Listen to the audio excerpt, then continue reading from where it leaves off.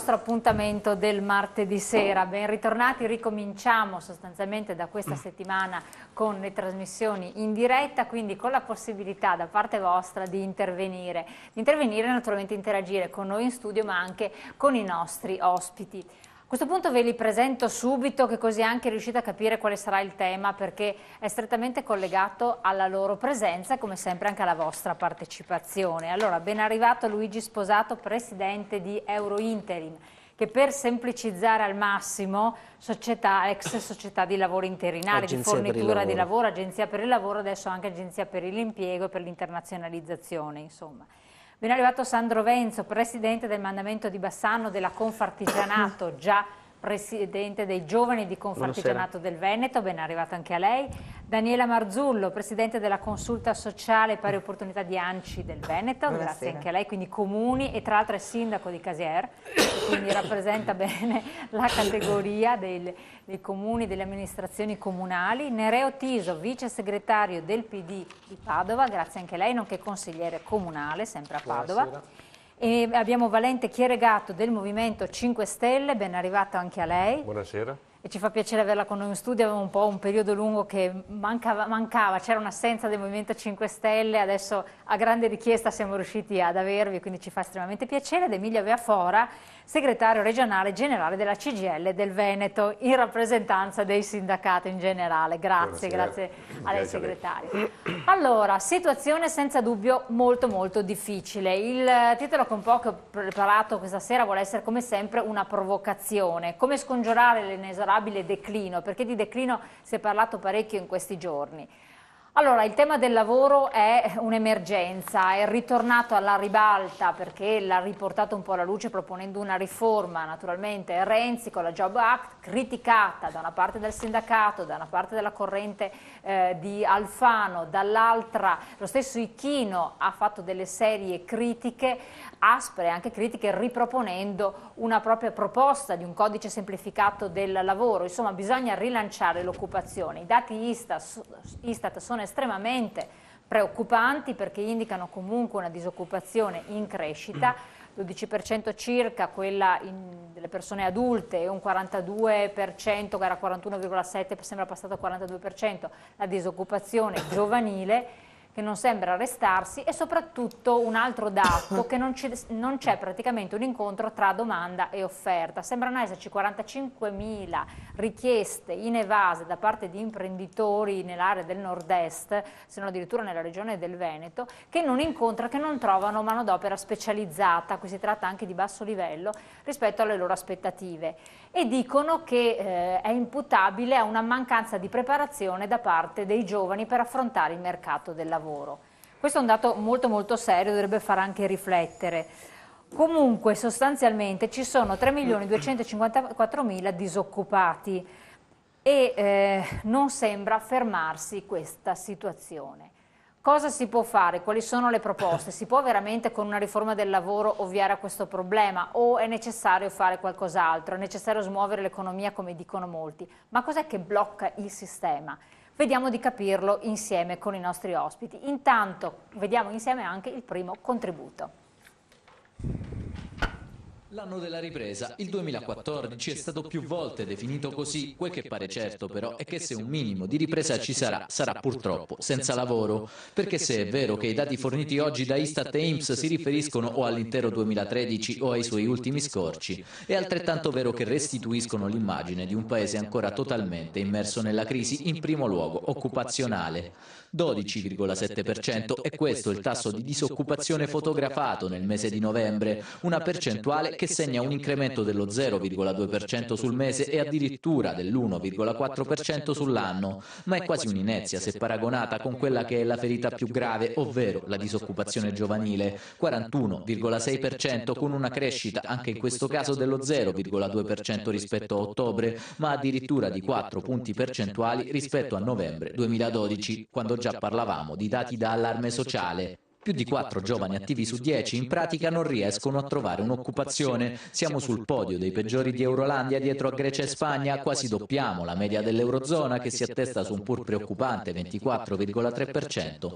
ma soprattutto, sia per quanto riguarda il tasso di disoccupazione generale che quello giovanile, dal 1977, ovvero dall'inizio delle serie storiche dell'Istat, non siamo mai stati peggio. A impressionare il racconto numerico della crisi fatto dall'Istituto di Statistica, con i disoccupati che tra il 2007 e il 2013 sono praticamente raddoppiati, aumentando di 1.700.000 unità. Parallelamente il numero degli occupati si è ridotto di oltre 1 milione. Non stupisce di conseguenza il boom di domande di disoccupazione tra ASPI e mini ASPI e di mobilità, circa 186.000 in novembre, per un incremento rispetto allo stesso mese del 2012 di oltre il 20%. Stupisce ancor meno che nell'anno appena trascorso si sia superato il miliardo di ore di cassa integrazione autorizzate. C'è una leggera flessione rispetto al 2012 dovuta alla diminuzione della cassa in deroga, magra consolazione visto che per il secondo anno consecutivo, il terzo negli ultimi 4, si sfora quella quota e tra il 2008 e il 2013 secondo la CGIL sono state autorizzate quasi 5 miliardi e mezzo di ore di CIG,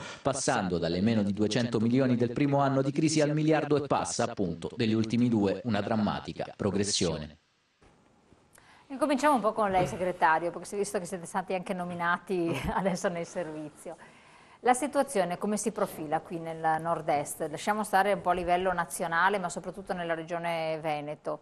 Qual è il dato che emerge e secondo lei, io ho lanciato la proposta iniziale di discutere di quella, ma poi ci apriremo meglio, la proposta di Renzi che ha smosso la questione lavoro all'inizio d'anno. Perché il segretario Camusso l'ha criticata stranamente, quindi rappresentando voi il sindacato, è d'accordo in questo punto di vista? Allora, sono diverse alle questioni. due questioni. Intanto, come dire, il dato e tutti quanti gli indicatori ci dicono che purtroppo, ai noi, i dati sia della produzione industriale sia i dati occupazionali nell'ultimo trimestre del 2013, perché quelli che abbiamo registrato fino al 31 dicembre, ci dicono che ancora continua il calo degli occupati. Il dato anche certificato dall'Istat non è un dato veritiero, cioè un dato parziale, perché a quelli bisognerebbe aggiungere, oltre ai disoccupati veri e propri, quelli che vengono chiamati net, cioè gente che non lavora, non studia e non cerca occupazione, che non vengono registrati e che ammonterebbero a 1.300.000 persone.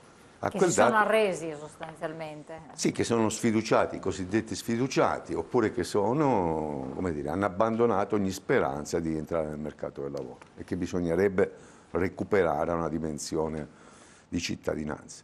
E poi c'è, come dire, la progressione di cassa integrazione, perché il dato che abbiamo anche dato noi, quella lieve diminuzione, è compensata da un altro dato, che è finito il periodo di copertura di cassa integrazione, infatti aumenta contemporaneamente il numero dei lavoratori in mobilità. Dunque c'è situazione pesante, difficile, che interroga vari livelli istituzionali, interroga la politica, il sindacato, il mondo delle imprese, interroga la società italiana. In Veneto stiamo avendo chiusure d'aziende continuamente, cioè non è un dato, anche la lieve crescita dell'export non è compensata dal fatto che abbiamo un crollo della domanda interna di tale dimensione che oggettivamente le imprese non riescono a trovare mercati di sbocco. Voi parlate di rischio di declino, io voglio ricordare che nel 2004, quando ancora non si era manifestata in maniera così cruenta la crisi, come CGIL lanciammo un grido d'allarme, facemmo uno sciopero generale sul declino e fummo criticati un po' da tutti, perché si vedeva che i fondamentali non tenevano e che c'era, come dire, un problema sul futuro industriale e manifatturiero soprattutto di questo Paese.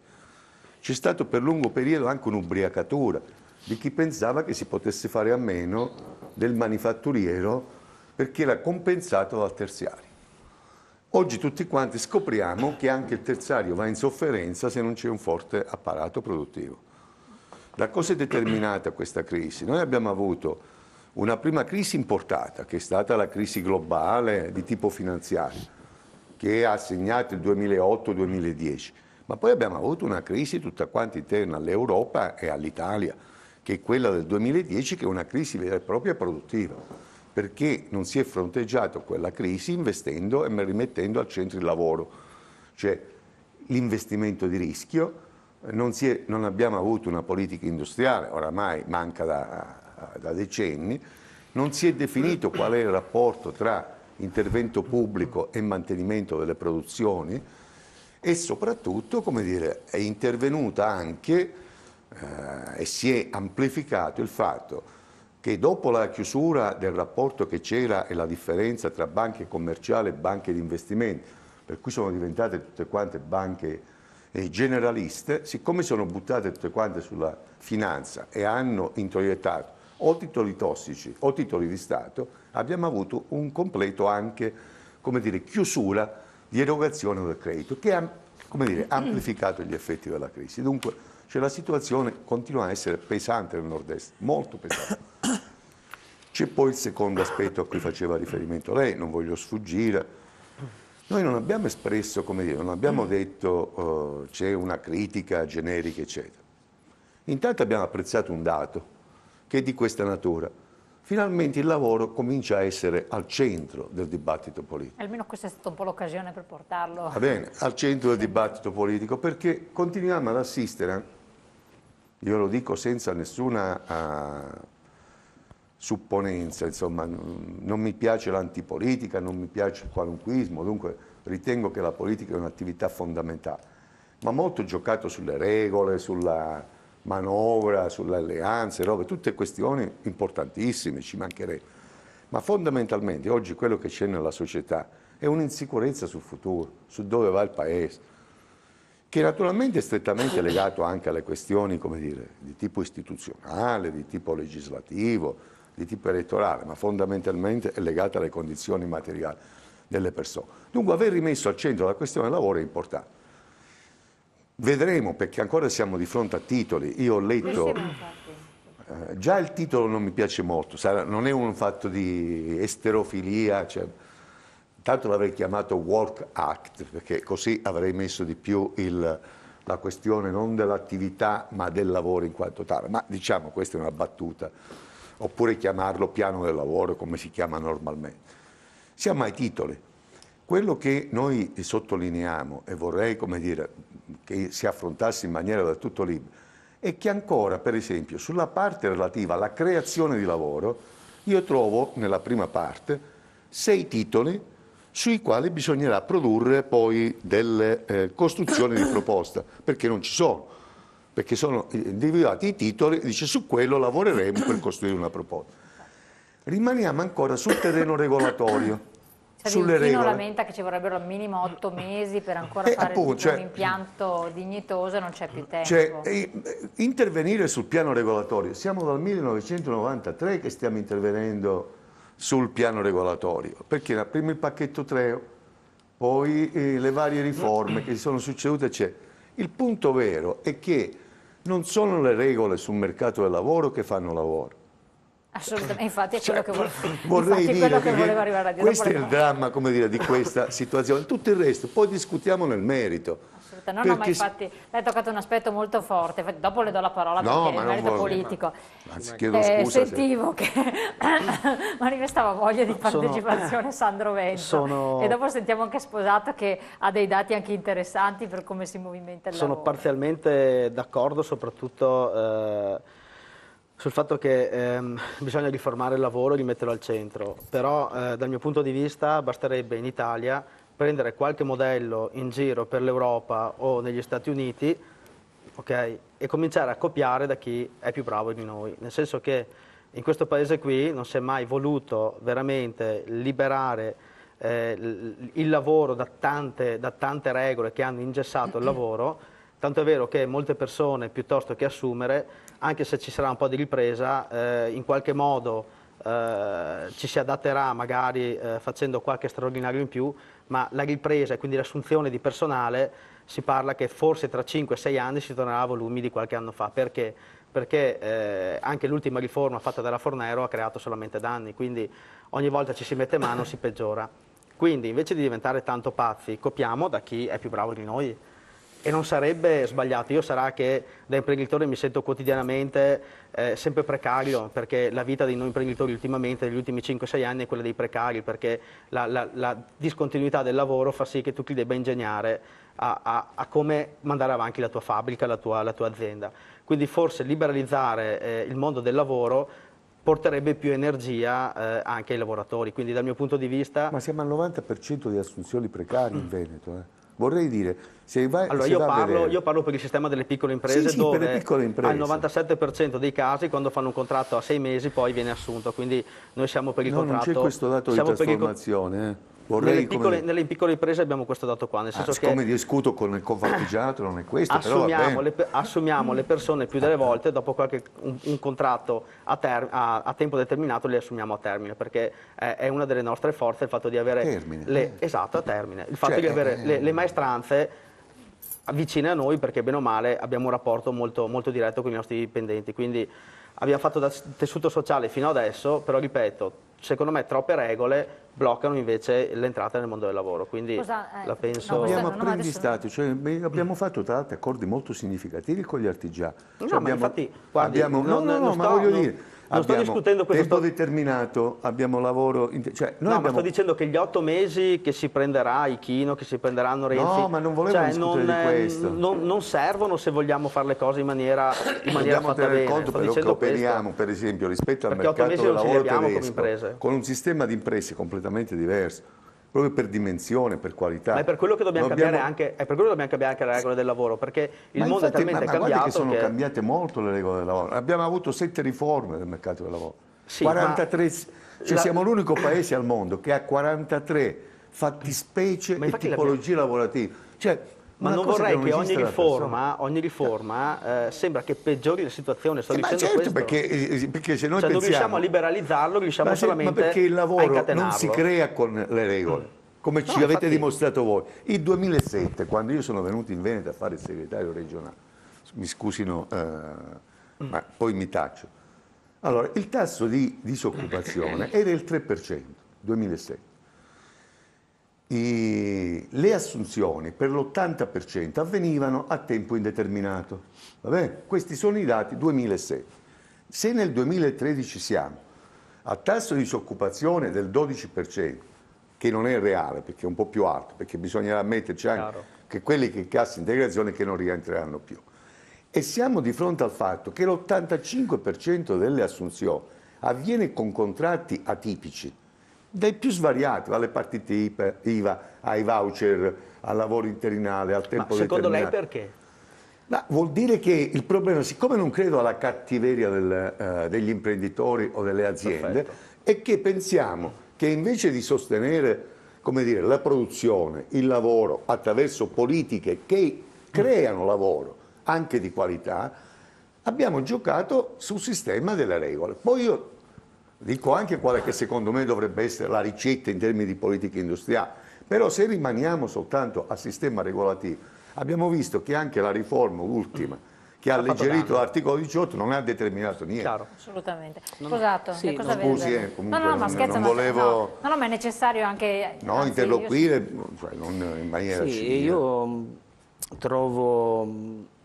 ogni volta che anche mi confronto di buoni propositi del sindacato, delle associazioni di categoria, e trovo spesso che vi sia incongruenza quando si dice che il lavoro non viene creato attraverso le regole, non si crea per decreto il lavoro, cosa che io condivido in pieno, nel senso che ogni qualvolta si sono messe le regole abbiamo creato delle rigidità o ulteriori rigidità. Trovo incongruenza quando si dice che il lavoro non viene creato dalle regole, però che si creano lavori che sono precari. Allora, cosa si intende per precariato? Si intendono delle attività lavorative più regolamentate? Allora trovo incongruenza. Quindi non si può chiedere l'uno e l'altro. Se il lavoro non lo creano i decreti, non lo crea la legge, bisogna che sia l'impresa a crearlo, lo Stato non crea il lavoro. Allora, poi immagino che entreremo dentro tutti i vari argomenti. Allora io dico, in questo intervento introduttivo mio, quando c'è stata nel 2007-2008 quando è esplosa la crisi, le imprese, così come la mia e così come le altre, hanno dovuto lavorare su una riduzione di fatturato che ha dovuto per forza portare a una riduzione di costi, perché la prima cosa che fa l'impresa è ridurre i costi in quelle situazioni. Così come ha fatto l'impresa, ho fatto io e le altre imprese, anche le famiglie quando hanno perso il lavoro e perdono il lavoro, la prima cosa che fanno vanno a tagliare i costi, quelli che ritengono superflui, quelli che ritengono che possono essere tagliati. Ecco, io credo che l'apparato statale non abbia fatto questo tipo di attività o non intenda fare questo, non intenda andare ad agire su quegli apparati, su quelle attività, su quelle strutture enormi, pesanti, che non producono niente. Potremmo fare degli esempi. Se io mantengo in vita delle strutture che vivono solo per garantire il posto di lavoro a chi ci lavora dentro, senza che producono granché agli altri, quello è un peso inutile per la società. Certo, fa vivere le famiglie che ci lavorano, è una cosa importante. Allora io dico, agiamo in questa direzione con un'attività seria, perché quello che vuol fare Renzi, a mio avviso, è improponibile con i costi dello Stato che abbiamo. È improponibile, poi entreremo sui vari dettagli. Allora, quindi quello che dico è interveniamo in maniera seria, coraggiosa, su quelli che sono gli enti che possiamo, mettiamo in condizione i lavoratori che perderebbero il posto di lavoro di essere sostenuti, perché è giusto che vengano sostenuti, diamogli la possibilità di ricollocarsi, altrimenti la coperta è troppo corta, non riusciremo a fare quel lavoro che intende fare Renzi, che ha delle progettualità interessanti. Infatti voglio tornare ancora su questo argomento e poi dare la parola agli altri. Necessariamente pubblicità, quindi brevissimo break, torniamo insieme tra poco.